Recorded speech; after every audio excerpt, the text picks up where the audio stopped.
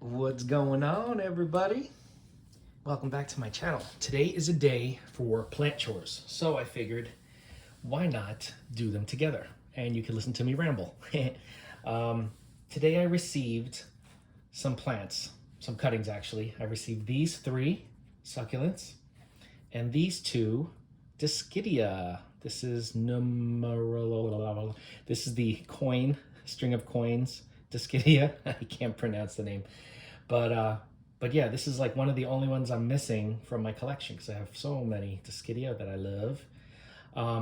These were sold as Graptopetalum paraguayense, which is the ghost plant, but I believe that it's not. I believe this is Graptosedum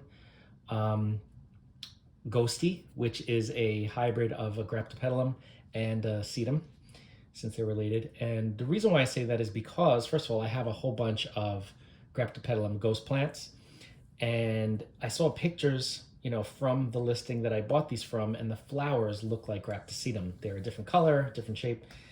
So I didn't have a Graptosedum ghosty, and I'm excited now, and I can show you the difference actually. This is an example of Graptosedum ghosty. This is an example of Graptopetalum paraguayensis, the ghost plant. So ghosty, ghost plant. The color isn't so much what's the difference, because these in bright sun would get a similar color to these. It's just the shape of the leaves, the growth pattern. The leaves on the ghost plant are longer and more spatulate, while the Graptosedum are shorter and almost like the Sedum Adolphi. So you could, I'm assuming that that's one of the parents of this cross. But anyway, these guys are going to be put into water culture. I got new water culture vessels on Temu. Really cool. They're specifically for growing plants in water, which I think is phenomenal because that's my thing and some of your thing now too. So I'm excited. This I don't really need. I just brought this to show you the difference. So I'm going to move this away. But let's get started with the Graptosedum, with the ghosties. We'll do the ghosties, then I'll do the Dischidia, and then we'll do some general maintenance for the plants behind. One is in water culture, the other 2 are in acrylic yarn. So let's get started. The cool thing about these guys is they're already calloused over, because when they were cut, they had time in the mail to heal and to callus. So I could put these right into water culture, and the roots are going to come out at those little I believe they call them areoles, those little scars where the leaves were attached, and that's also where the roots come out. So I'm excited about that, and I'm just going to stick them in to their water culture vessels like this. Makes life so much easier. I was so excited to find these because they are specifically made, or at least they're sold for the purpose of water culture.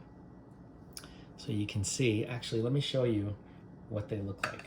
The top just pops off, and you can see the top is it's got the opening. It's like a little almost like a water jug, that goes into a water cooler. So it's got a more narrow opening, and then this just snaps right on. It just spins around. It doesn't tighten this way, it just snaps. And then you just put your plants in like that, give them nice light, done.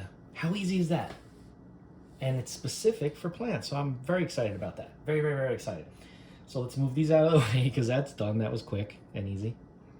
So pretty. I can't wait for these guys to start growing and multiplying. Very excited. Okay, next up we have my Dischidia. So these cuttings have leaves practically all the way to the end, as you can see. So I'm gonna remove these 4 leaves at the bottom. You can see there are little root growths already starting to form, which is fantastic.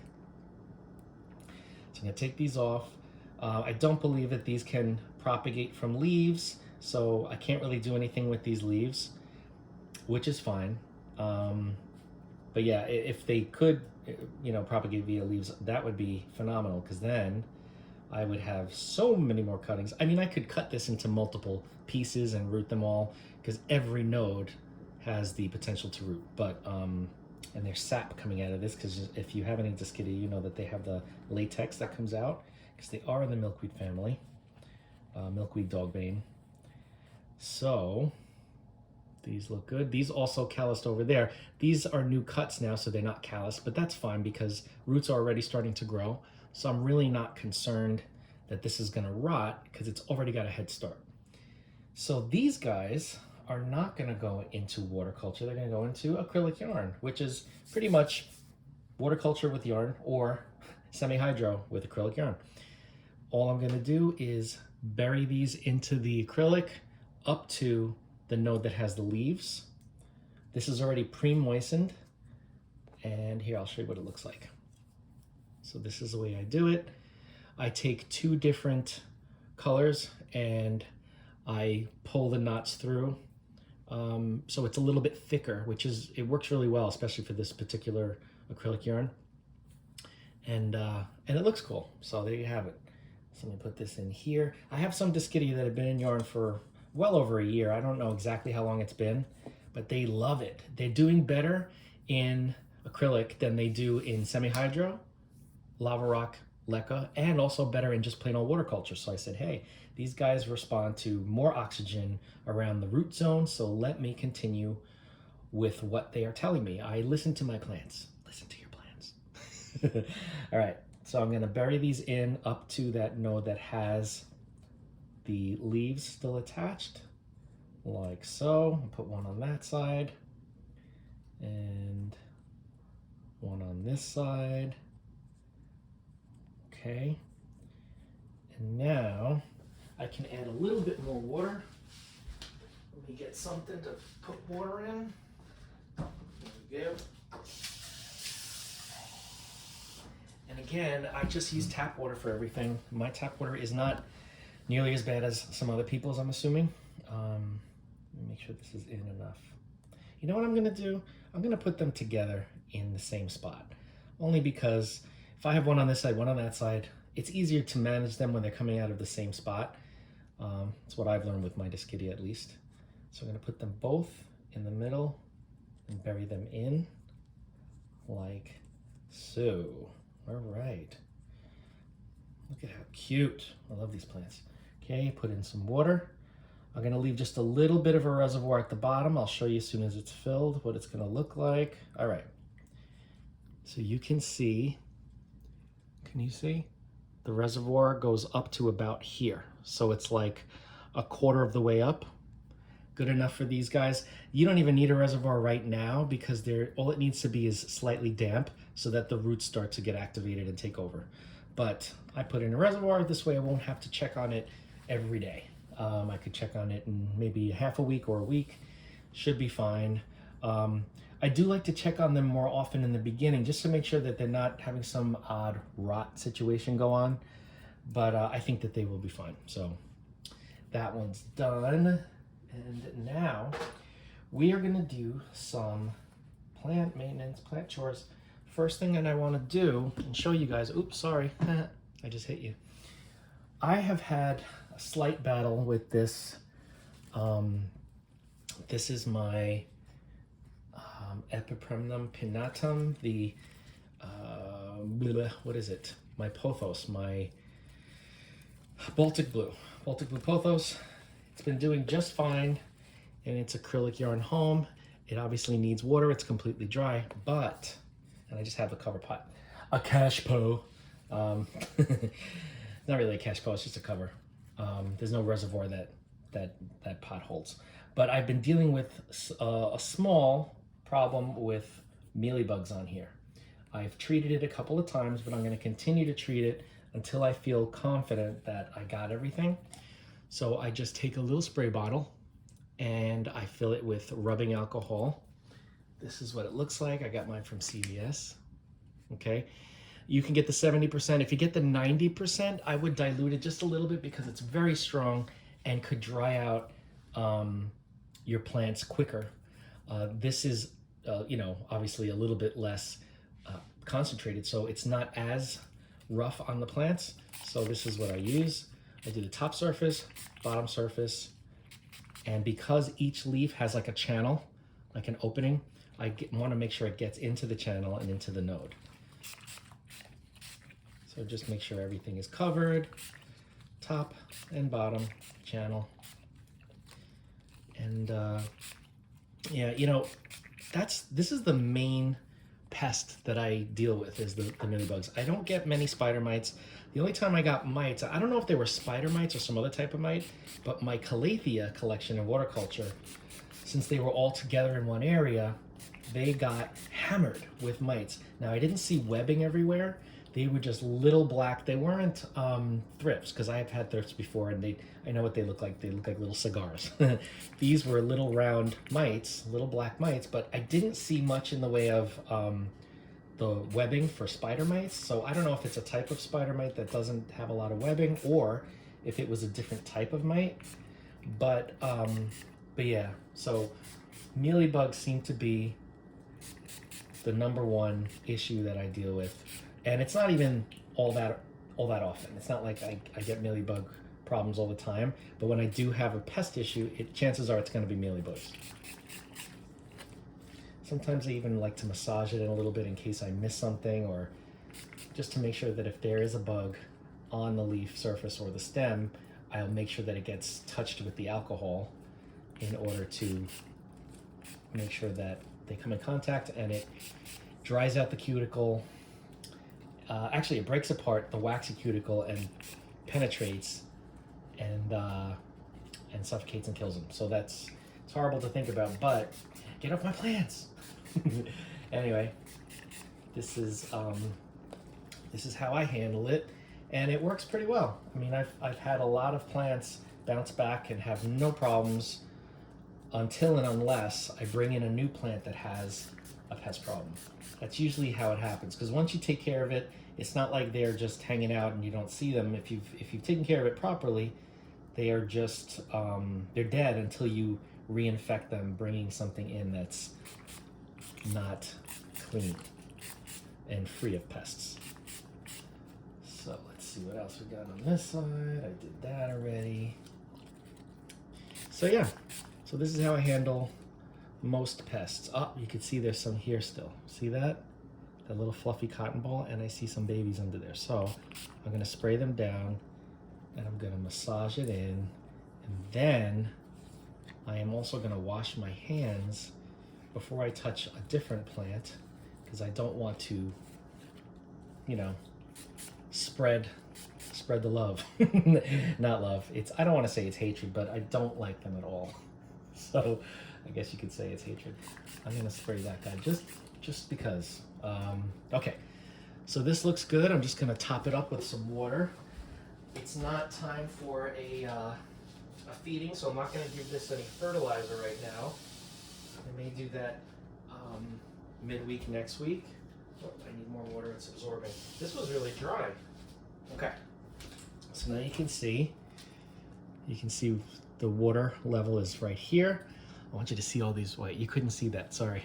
The water level is right here, and you can see all those roots. They're circling the bottom, they're going nuts.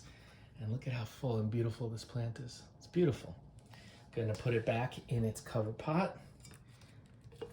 Nobody knows, everyone thinks it's in soil. So this goes over here like that. All right, next up, let's take a look at my Tenanthe burl marks. Oh, uh-oh. It looks like there could possibly be those mites that killed all my Calathea on this. Now, the reason why I say that is, I don't know if you guys can see it. There's some spots and then some weird patches on the leaves. It kind of looks like there could be some sort of a pest here.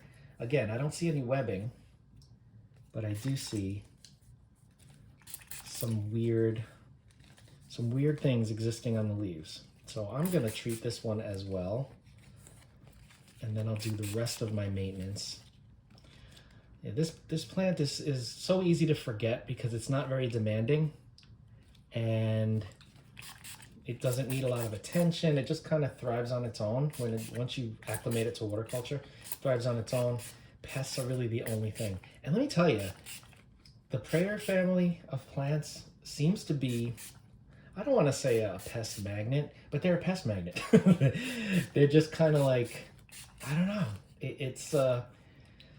I'm probably gonna steer clear of prayer plants for a while, only because it's so much more work, and it's disappointing. You know what I mean? Like when you gotta constantly deal with issues. Now I'm gonna start pulling off the dead leaves just so that, look at these roots from water culture. Isn't this beautiful? Look at how gorgeous they are. They're doing very well, very healthy. This has been in water culture for a long time. I don't even remember when I put this in, but you could tell by the roots. It's been a long time. So yeah, this is how I handle this. I just take off the dead leaves. And I'm sure you guys already know this, but if you leave the dead leaves on and then they touch the water or fall into the water, that's what will foul the water. It'll start to cause rot. It just is a recipe for disaster. So let me pull this off. There we go. This one too. There we go. This one in here needs to go. Let's go. All right. And we got a new leaf coming in here. That's cool. See that? This is a fairly new leaf. This one looks old. This one I'm going to pull off because it's starting to turn color. So let me pull this one off. I'm sorry, I'm not in the frame. I keep forgetting I got to show you guys what I'm doing. Okay, I'm going to pull that off. Sorry, I keep banging into the camera. Pull that one off. Okay, that can stay.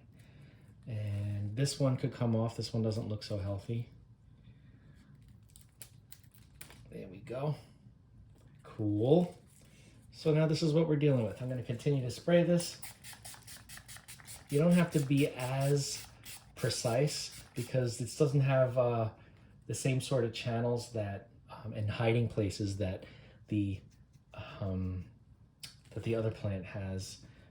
In general, arum plants in the arum family, the Araceae, they tend to aroids. They tend to have a lot of areas where pests can hang out.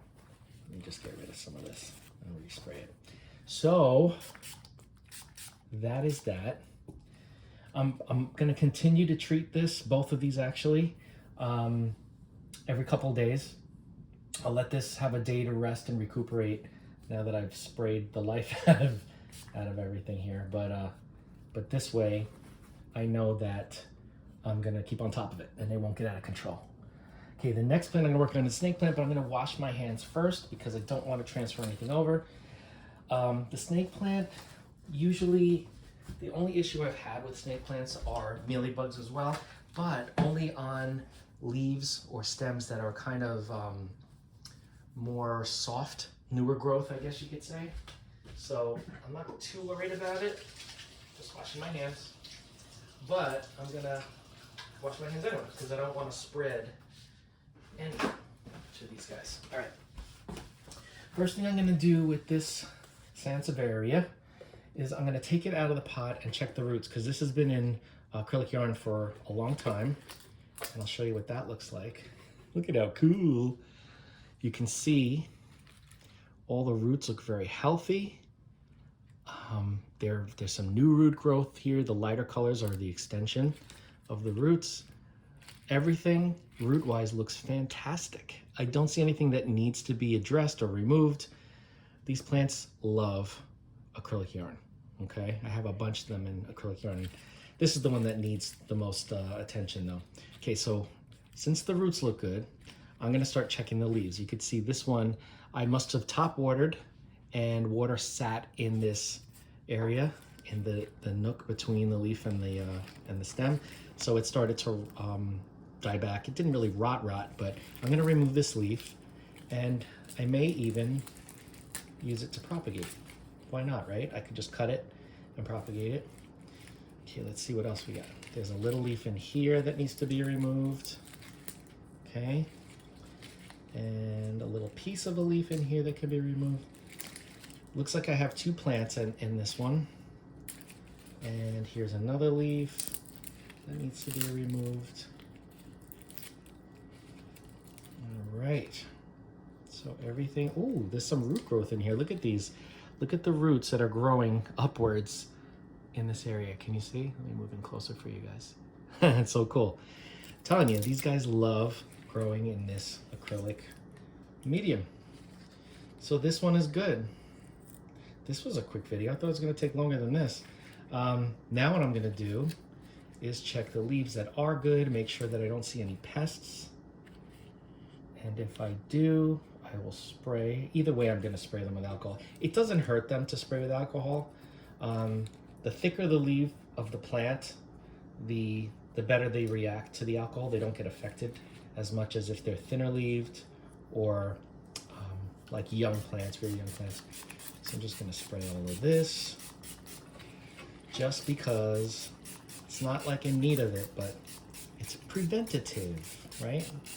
We don't want to wait for there to be a problem. We want to make sure that if something crawled onto this plant, it's not going to be able to multiply.